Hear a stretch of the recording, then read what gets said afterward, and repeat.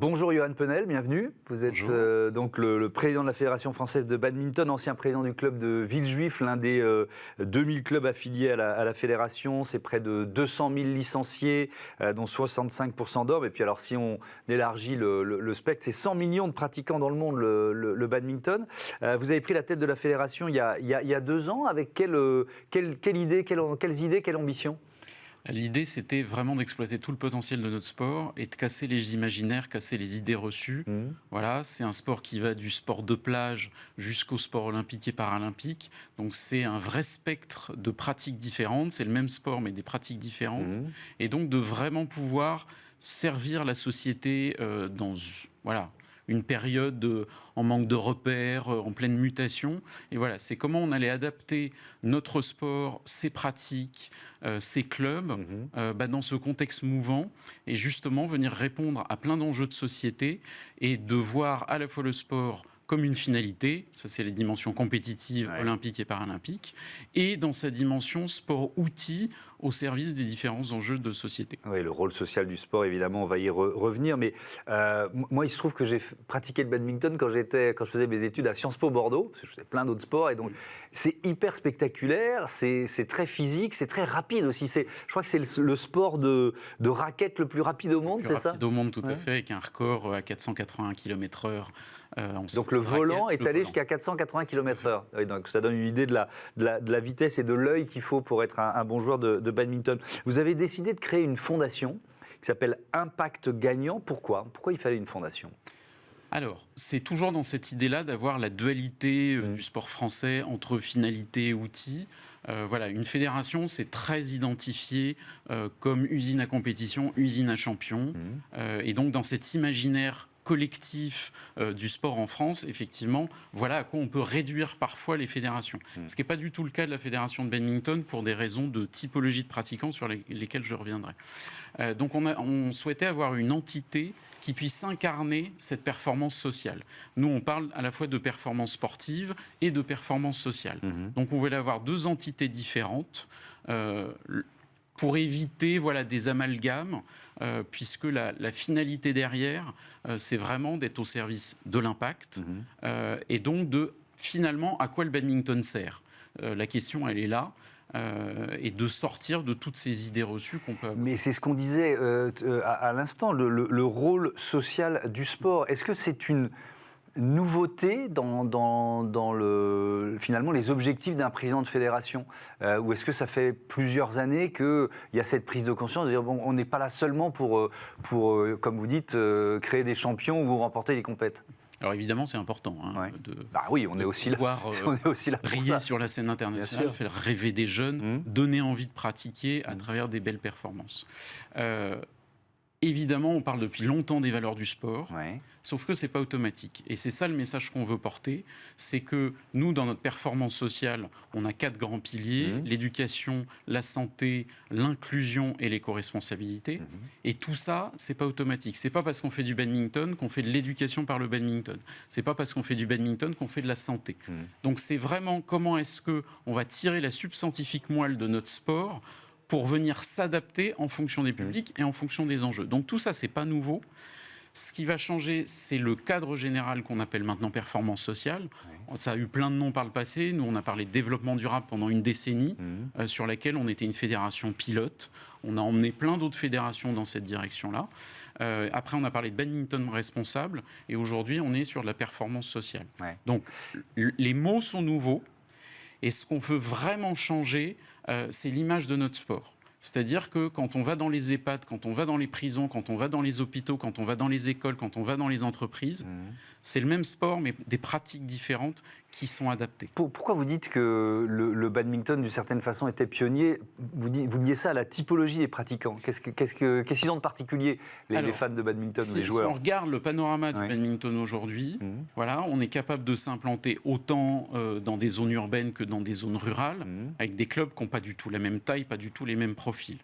Dans le même temps, on a 1/3 de femmes, 2/3 d'hommes. On a 1/3 de compétiteurs, 2/3 qui n'ont jamais fait une compétition de leur vie, ce qui est relativement atypique pour une fédération olympique et paralympique. On a 1/3 de moins de 18 ans, 1/3 entre 18 et 35, 1/3 de plus de 35. On va jusqu'à 90 ans sur même une pratique régulière en club. Et après, on a le programme dispositif senior dans les EHPAD. Donc voilà, donc, on balaye vraiment un spectre très très large. Et ce qui fait que ça nous donne à la fois beaucoup plus de potentiel, mais aussi beaucoup plus de responsabilité. Parce que voilà, on a le pouvoir extraordinaire de pouvoir donner un petit peu de bonheur dans un parcours de vie. Et nous, on est vraiment sur la question du parcours de vie de 5 ans à 90 ans, qu'on soit en recherche d'emploi ou actif. Voilà, on a chacun un badminton adapté. Alors, je vais reprendre...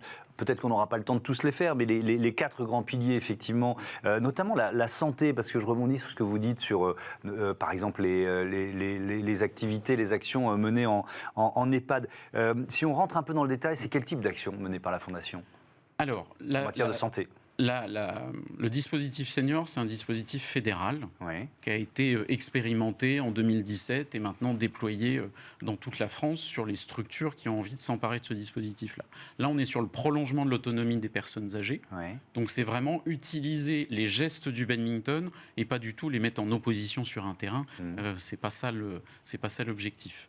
Et donc, on voit des personnes qui, petit à petit, avec cette activité-là, vont reprendre un petit peu d'autonomie dans leur quotidien, reprendre les escaliers et puis forcément l'ascenseur, voilà, et avoir un bien-être un peu plus marqué. Vous vous adressez aussi, j'ai vu ça en préparant l'émission, à des malades qui peuvent être atteints de pathologies assez lourdes. Là aussi, en quoi alors, le badminton, mais le sport en général, peut être un levier d'amélioration du confort de vie, tout simplement? Tout à fait. On a un outil qui s'appelle le Médico-Sport Santé, qui date là aussi de 2016-2017. C'est un catalogue par pathologie et en face, les disciplines sportives qui peuvent aider à améliorer le quotidien, à améliorer éventuellement un rétablissement après une pathologie lourde. Donc voilà, c'est comment est-ce que les spécificités de chaque sport peuvent venir répondre à une pathologie donnée. Et évidemment, on ne va pas faire n'importe quel sport à n'importe quel patient. Et ça, après, c'est toute l'ingénierie de formation, et c'est ça qui est important, c'est de savoir comment est-ce qu'on va former nos professionnels du badminton, parce que, encore une fois, si on est sur des enfants où on va travailler la motricité, ou des personnes âgées où on va travailler sur l'autonomie, ou des personnes qui souffrent de diabète, pour adapter leurs pratiques, etc., ce n'est pas le même contenu pédagogique. Donc voilà, c'est vraiment cette adaptation forte qu'il faut qu'on promeuve. Je voudrais qu'on parle d'éco-responsabilité. Vous disiez que finalement la Fédération française de badminton a été plutôt pionnière en la matière. Ça veut dire que d'autres fédés sont venus voir comment vous faites?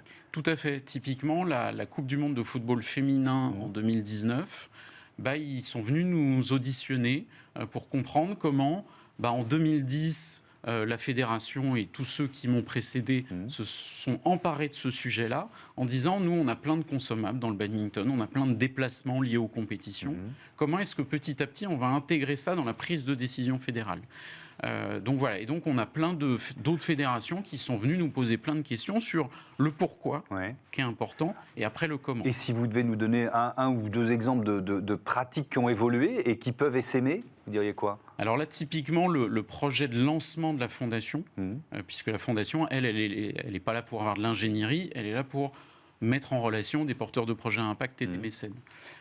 Donc le premier projet pour le lancement de la Fondation, c'est le soutien à une start-up qui s'appelle Compo Plume et qui recycle les volants en plumes. Nous, on a une consommation importante en France annuelle qui se chiffre en plusieurs millions de volants consommés.